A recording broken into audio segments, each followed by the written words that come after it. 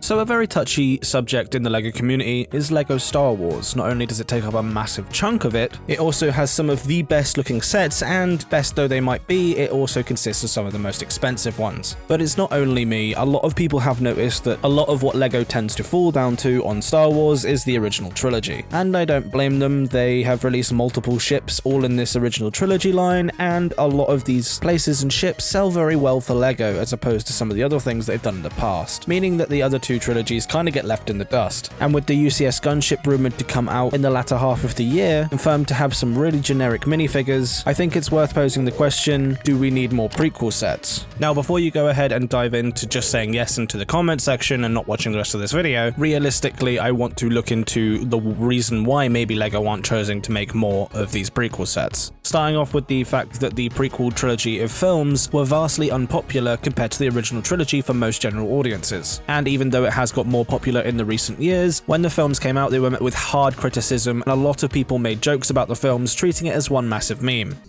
I don't like sand. It's coarse and rough and irritating. I would consider myself a Star Wars fan, and even I don't really care much for the prequels, but at least it's not this. Rey Skywalker. Cringe! Anybody got any cringe out there? And I think LEGO saw how vastly unpopular the prequel trilogy was when they looked at their sales compared to their sets for the original trilogy. Probably hence why they were making more sets for the original trilogy than the prequel sets. And don't get me wrong, they still sprinkle some prequel sets into our waves. I mean, just last year they released the Duel on Mustafar and the General Grievous Starfighter with that insane price tag. Some sets I've even reviewed on this channel. And one argument I always tend to see a lot of the time is that the original trilogy have more iconic locations and ships than the prequel trilogy, to which I say that's stupid and lies, as I'd love to see recreations of things like the Naboo Starfighter. I would love to see a playscale version of the gunship come back, even though we are getting a UCS one, and let's not get Ryan started on the Venator.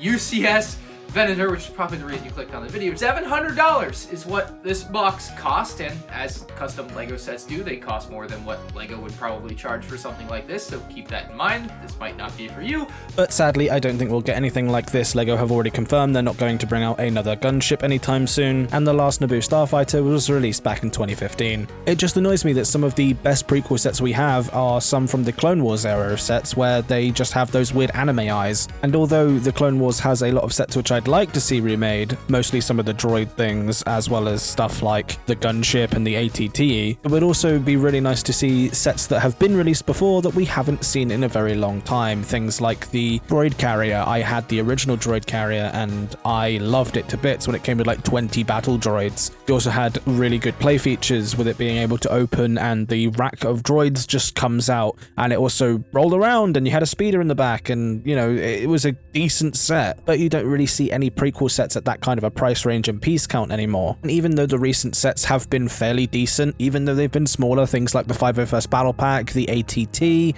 as well as things like the Duel on Mustafar, and even though all of these sets have been great, I would still love to see the things that we haven't even seen before, things like the Battle of Geonosis, the Droid Factory, and I'd like to see them in larger sets. I'm talking sort of same size as the Death Star battle that actually got re-released in the recent years. And that's not even mentioning the massive amount of complaints that people have had for a long time now about not getting some of these minifigures that people really are after from the prequel trilogy. I'm not just talking updates like Commander Cody and Mace Windu, I'm also talking about some of the really strange looking aliens that did have older head molds. It's like re-releasing Dobby from the Harry Potter series. That old head mold was good, but it wasn't the same sort of quality as we have now. So being able to do things like Dexter, Kit Fisto, characters like this with their new and improved molding and printing process would be a massive step in the right direction for me in terms of what I would want out of the LEGO Star Wars theme in the future. As some of those minifigures from that era of Star Wars now go for upwards of £100. Things like Queen Amidala and Captain Rex,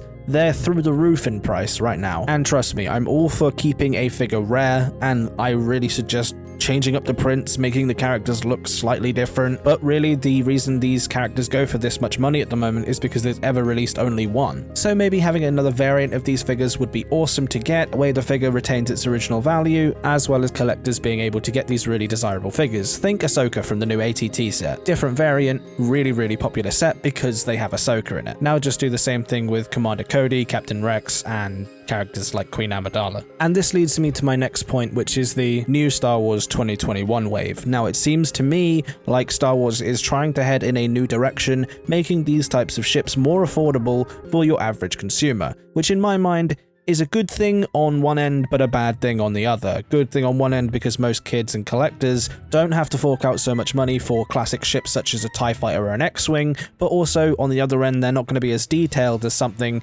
like the £90 or the £70 X-Wing and TIE Fighter that we had from previous years of LEGO Star Wars. But even though this decision has been made, overall I think this is a good decision in the long run. Obviously all of these new 2021 sets have pretty much all been from the original trilogy when it comes to playsets. Obviously we have the UCS gunship coming out this year at some point, but from the rumor list the original trilogy looks to be keeping going, and maybe I would like to see something like we see in the Harry Potter series where we get 1 or 2 films potentially a year. That way everybody's not missing out. Start off with things like the TIE Fighter and the X-Wing, your most popular ships, to get people interested in this new style of theme, aka making them more affordable and cheaper, but with less detail, and then moving on with things like Episode 5, which actually looks like they're doing for the later half of this year, so we'll have things like 4 and 5 this year, and then move on with things like 6 and 1, so you have the Episode 6 original trilogy sets, as well as the Episode 1 prequel sets next to each other in stores, and then move on with 2 and 3, etc. into Rogue One and Mandalorian. That way nobody's going to feel left out in terms of places and locations and ships. Now obviously I don't see them doing this type of a plan. Star Wars is right now an ever-growing medium with new shows and new films coming out every year, but maybe even releasing just 1 or 2 sets from your current show at the time, i.e. things like Bad Batch and other things when they decide to come out on Disney+,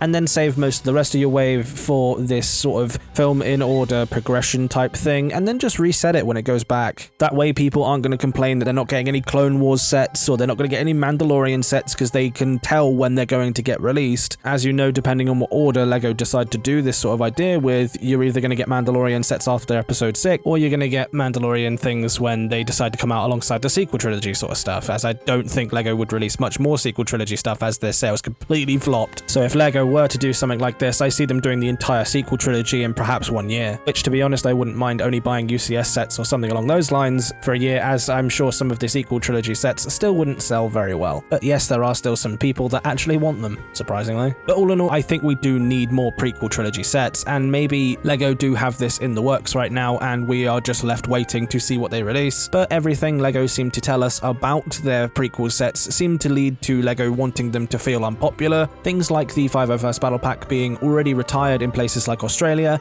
and the General Grievous Starfighter being unpopular, but the only reason it's unpopular is because of its £75 price range. So what do you think, guys? Do you think they should make more prequel sets, or would you like to see characters like Episode 1 C-3PO, Commander Cody, Captain Rex all come back? Or are you just not bothered by the prequels? Do you want more original trilogy sets? Do you want more sequel sets? Let me know in the comment section below, as I'd be really interested in what you guys are thinking about these sort of Star Wars sets going forward. It's clear that LEGO really do want to start off with a new style of Star Wars sets, considering their price range for the 2021 line. LEGO finally seem to be realizing that we don't want to pay £90 for an X-Wing, which is a good thing. And obviously, I just want to throw out there, guys, I'm talking purely play sets. Things like the quote-unquote UCS R2-D2 and things like the UCS gunship are obviously not what I'm talking about in this video. So anybody using those examples in the comment section, just stop, please. Can't wait to read what you guys think in the comment section below. Remember, if you want to help out support the channel, you can press the join button and give as little as £2 a month to help fund these videos. Thank you to the members who are already doing such thing. You are listed on screen now if you guys want to be on this list, as well as get some other perks for your YouTube account. Please press the join button below next to the subscribe button. Speaking of which, press that subscribe button if you're not already. Leave a comment of what you think about this whole Star Wars sets and the video I've made, and I'll speak to you guys in the next video.